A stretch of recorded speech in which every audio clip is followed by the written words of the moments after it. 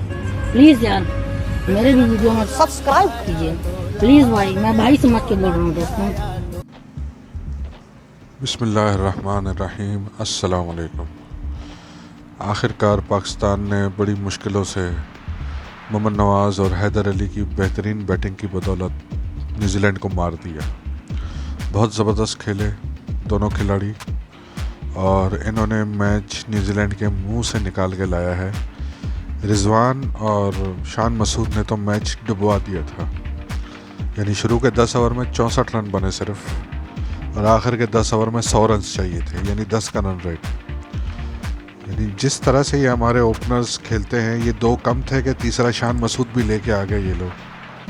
अब मतलब क्या कहें, बाबर आजम पहली विकेट गिरी थी 29 रन पे, शान मसूद 64 रन पे दूसरी विकेट गिरी थी 10.1 ओवर्स में। तो जब मोहम्मद नवाज़ आए तो 10 से ऊपर रन रेट था। यानी कि इन्होंने बेड़ा गर्क करके रख दिया था मैच का, शान मसूद और रिजवान ने। ये लोग किस दिमाग से खेलते हैं T20 मैच, क्या चीज़ उसमें रिक्वायर्ड होती है उनको ये मालूम ही नहीं, ऐसा लगता है अपने रन के लिए खेलते हैं सिर्फ, और अपना इनको पाकिस्तान टीम से कोई वो नहीं है। यानी 10 तक रन रेट पहुँचा दो और बाद में आके बोलो कि मिडिल ऑर्डर आके जो है खेलेगा, स्कोर बनाएगा। तो ये मतलब खुदगर्जी वाली क्रिकेट है, इसमें पाकिस्तान का कोई मफाद नहीं है। ये अपनी क्रिकेट खेल रहे हैं, पाकिस्तान की क्रिकेट नहीं खेल रहे हैं। अब आप बताएं कि ये शान मसूद और मोहम्मद रिजवान जो खेल रहे थे वो क्या था, मतलब किस तरीके से वो पाकिस्तान के लिए खेल रहे थे। कोई भी इन दोनों में से पाकिस्तान के लिए कोई भी नहीं खेल रहा था, दोनों अपने स्कोर के लिए खेल रहे थे।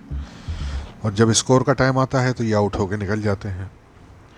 फिर आता है मोहम्मद नवाज़, जो अभी पिछले कुछ दिनों से चौथे नंबर पे खेलना शुरू किया उसने।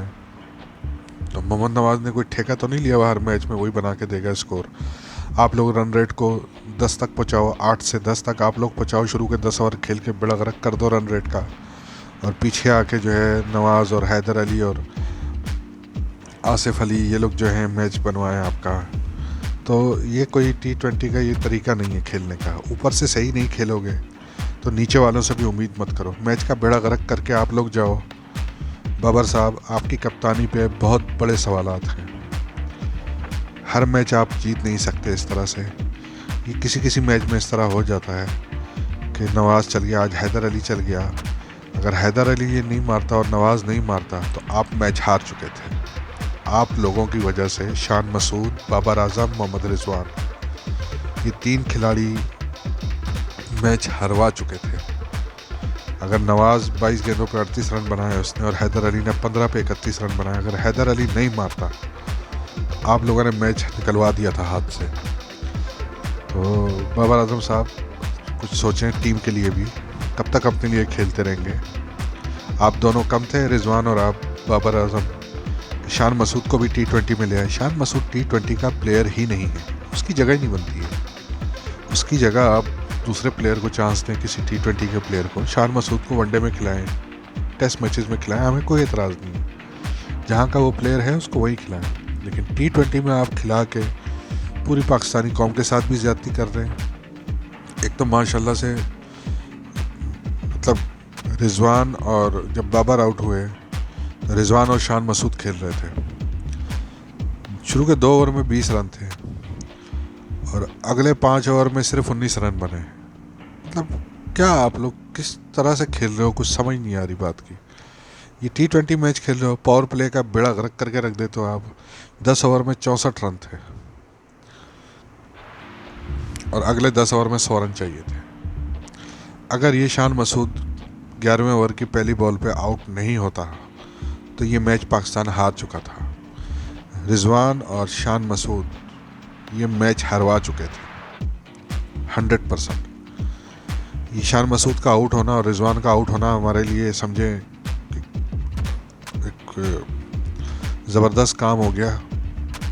पीछे नवाज़ और हैदर अली ने आके मारा है और 10 की रन रेट थी, 10 से ऊपर हो चुकी थी जब नवाज़ और हैदर अली खेल रहे थे। अगर वो नहीं मारते तो मैच आप हरवा चुके थे। बहरहाल अल्हम्दुलिल्लाह मैच जीत गए। वर्ल्ड कप में हम एक कॉन्फिडेंस के साथ जाएंगे, लेकिन कॉन्फिडेंस के साथ जाएंगे तो सही, इस इंटेंट के साथ जाएंगे तो फिर बेड़ा गर्क ही होना आगे भी पाकिस्तान का। तो बराए मेहरबानी T20 को T20 के हिसाब से खेलें, वनडे या टेस्ट मैच के हिसाब से मत खेलें, अपने रिकॉर्ड्स के हिसाब से मत खेलें। आपके रिकॉर्ड पूरी दुनिया जानती है, रिकॉर्ड बना लिया आपने। आप कुछ पाकिस्तान के लिए खेलना भी सीखें और पाकिस्तान को भी कुछ दें। जिस पाकिस्तान ने आपको इतना कुछ दिया है उसको भी कुछ दें। ये वर्ल्ड कप दें पाकिस्तान को। अपनी ये इनिंग्स, वनडे वाली इनिंग्स मत दें। 29 बॉलों पे 34 रन रिजवान, शान मसूद 21 बॉलों पे 19 रन। ये कहाँ से T20 की इनिंग्स है? यानी कि मैनेजमेंट जो साथ है टीम के, वो क्या कर रही है, क्या सोच रहे हैं, कुछ मालूम नहीं है। तो इन लोगों को अपनी प्लानिंग दोबारा से रीथिंक करनी पड़ेगी, नहीं तो ऑस्ट्रेलिया और साउथ अफ्रीका और इंग्लैंड जैसी टीमें आपको खड़ा नहीं होने देंगी। आप ज़्यादा से ज़्यादा 3 मार लिए तो सेमीफाइनल तक पहुंच सकते हैं, इससे आगे आप नहीं जा सकते। तो अब जब तक आप अपनी प्लानिंग चेंज नहीं करेंगे, आपको फतह नहीं मिल सकती। हर मैच में नवाज़ और हैदर अली नहीं चलेंगे, आपको ख़ुद भी कुछ करना पड़ेगा। 20 के बॉलों पे 20 रन बना के या 22 रन या 25 रन बना के आप T20 नहीं खेल रहे। ये वनडे में स्कोर होते हैं ऐसे। तो बराए मेहरबानी पाकिस्तानी कौम पे और पाकिस्तानी टीम पे रहम करें। अगर आपसे नहीं खेला जाता तो किसी दूसरे को चांस दें, रिज़ाइन करें बाबर साहब आप, और किसी दूसरे को चांस दें। रिजवान साहब आप भी निकलें ओपनिंग से, जान छोड़ें इस ओपनिंग की। जिस तरह से आप खेल रहे हैं, मतलब ये T20 नहीं है। आप जाएं वनडे में खेलें, टेस्ट में खेलें, हमको कोई प्रॉब्लम नहीं है, लेकिन T20 में इस तरह खेल नहीं चलता है। तो कुछ ना कुछ पाकिस्तान टीम मैनेजमेंट को भी सोचना पड़ेगा और कप्तान को भी सोचना पड़ेगा, वरना ये वर्ल्ड कप के बाद इनकी कप्तानी जा सकती है। और मैं तो पहले ही कह चुका हूँ कि बाबर आजम कैप्टन मटेरियल नहीं है।